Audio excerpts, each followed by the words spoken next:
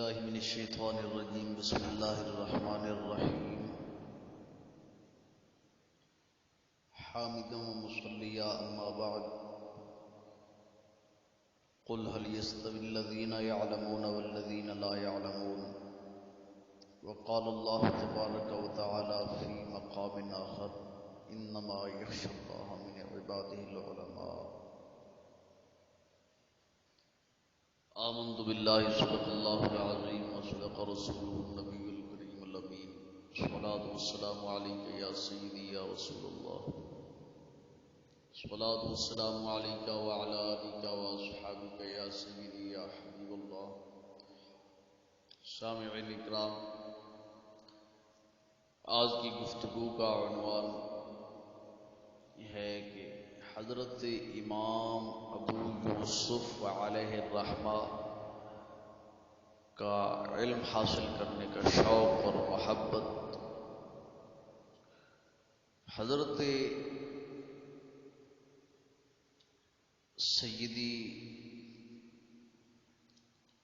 امام ابو یوسف رحمۃ اللہ تعالی علیہ،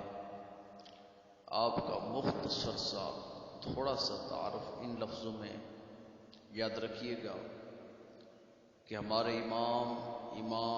اعظم ابو حنیفہ نعمان بن ثابت رضی اللہ تعالی عنہ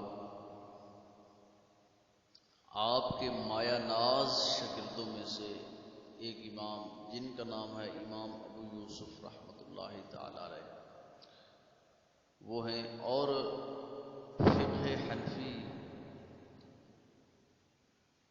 یہ اس کے اندر بعض جگہ پر امام ابو یوسف علیہ الرحمہ کا قول با کمال مانا جاتا ہے، اور امام اعظم ابو حنیفہ سرکار کا قول شریف ہو تو اس کو چھوڑا جاتا ہے کسی وجہ کی بنا پر، کیونکہ جو حضرت امام ابو یوسف رحمۃ اللہ تعالی علیہ سرکار کے اقوال با کمال ہیں وہ بھی تو حضرت امام اعظم ابو حنیفہ سرکار کے ہی اقوال ہیں، کیونکہ حضرت امام ابو یوسف رحمۃ اللہ تعالی علیہ آپ امام اعظم ابو حنیفہ سرکار کے شاگرد ہیں، شاگرد رشید ہیں. تو امام اعظم ابو حنیفہ حضرت نعمان بن ثابت رضی اللہ تعالی عنہ بعض جگہ ایک مسئلے کے مطابق کئی اقوال پیش فرماتے تو آپ کسی کو لیتے، لیکن امام اعظم ابو حنیفہ آپ خود کسی اور کو لے لیتے. بعد میں کئی مرتبہ آپ نے رجوع بھی فرما لیا تھا. اسی طرح امام محمد علیہ الرحمہ کا بھی یہی حال ہے. تو حضرت امام ابو یوسف رحمہ اللہ سرکار آپ حضرت امام اعظم ابو حنیفہ رضی اللہ تعالیٰ عنہ دعائے حضرت مولا علی شیر خدا رضی اللہ تعالیٰ عنہ کا درس سماعت فرمایا کرتے تھے. امام اعظم ابو حنیفہ رضی اللہ تعالیٰ عنہ درس دیتے اور حضرت امام ابو یوسف رحمہ اللہ اس درس کو سماعت فرماتے تھے. تو اور بقیہ اس آپ کے علاوہ بڑے بڑے علماء، بڑے بڑے ائمہ اکرام، بڑے بڑے بزرگ جو ہیں وہ آ کر امام اعظم ابو حنیفہ رضی اللہ تعالیٰ عنہ کا درس سماعت فرماتے. ایک دن حضرت سیدی امام ابو یوسف رحمہ اللہ سرکار آپ کا بیٹا فوت ہو گیا. تو آپ حضرت امام ابو یوسف رحمہ اللہ سرکار نے اپنے بیٹے کی تجہیز و تکفین کا کام اپنے بقیہ اہل خانہ کے سپرد فرمایا اور خود حضرت امام اعظم ابو حنیفہ رضی اللہ تعالی عنہ کے درس میں شمولیت فرمائی. تو بعد میں کسی نے آپ سے سوال کیا کہ اے امام ابو یوسف رحمہ اللہ، اے امام ابو یوسف، آپ پر اتنا اہم وقت اور اتنا خاص وقت تھا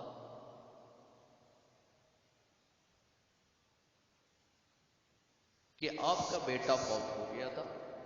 آپ کو چاہیے تو یہ تھا کہ آپ اپنے بیٹے کی تجہیز و تکفین کرتے، نہ کہ آپ درس امام اعظم ابو حنیفہ سرکار کے درس میں شمولیت فرماتے. تو آپ نے اپنے بیٹے کی تجہیز و تکفین کا خیال بھی نہ رکھا، اس خاص اور اہم گھڑی میں بھی آپ حضرت امام اعظم ابو حنیفہ رضی اللہ تعالیٰ عنہ کے درس میں آپ نے شمولیت فرمائی، تو آپ نے آگے سے جواباً فرمایا کہ اس لیے میں نے یہ کام، یہ قدم اس لیے اٹھایا اس وقت میں کہ میں نے سوچا کہ ہو سکتا ہے کہ امام اعظم ابو حنیفہ رضی اللہ تعالیٰ عنہ اس وقت میں اپنے درس کے اندر کوئی ایسا اہم اور خاص مسئلہ بیان فرما دیں جو پوری زندگی مجھے نہ مل سکے اور میں پوری زندگی اس سے محروم رہوں، اس لیے میں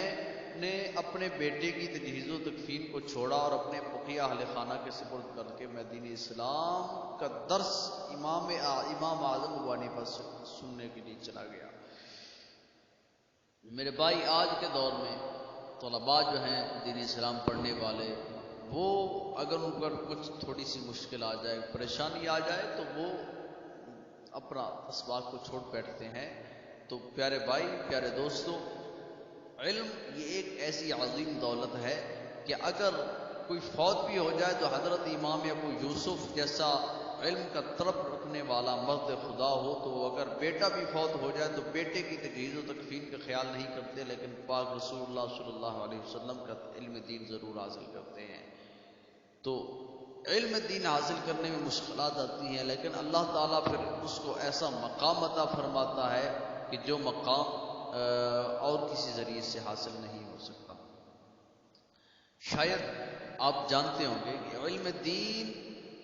اگر کوئی آدمی حاصل کرے دنیا کی خاطر یا دنیا داروں کو خوش کرنے کی خاطر یا اپنی بلے بلے اور بابا کے لیے علم دین حاصل کرے، تو اس ایسے آدمی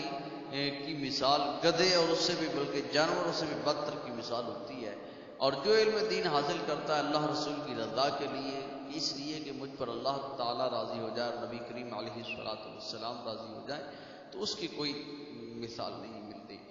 تو آقا دو جہاں علیہ الصلوۃ والسلام کی ایک حدیث پاک میں آپ کے سامنے گوشتگزار کرتا ہوں۔ حضرت امام جلال الدین سیوطی علیہ الرحمہ نے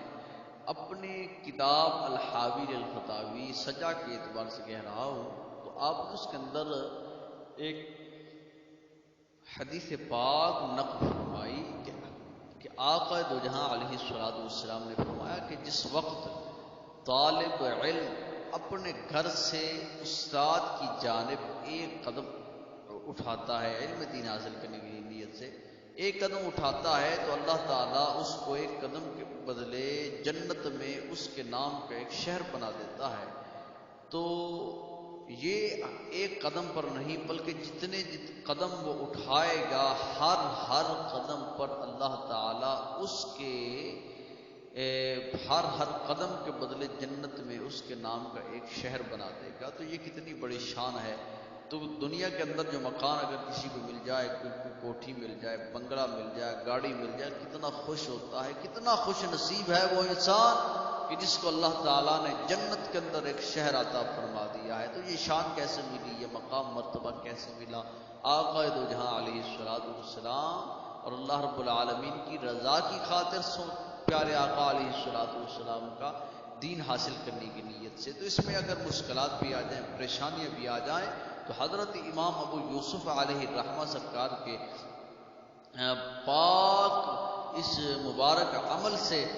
سبق حاصل کرتے ہوئے انسان طالب علم کو چاہیے کہ انسان جو ہے طالب علم جو ہے جتنی مرضی مشکل آ جائے، پریشانی آ جائے، دکھ آ جائے، غم آ جائے، سب غموں کو پاس سے رکھ دے اور دور کر دے اور پاک نبی کریم علیہ الصلوۃ والسلام کا علم دین شوق ذوق سے حاصل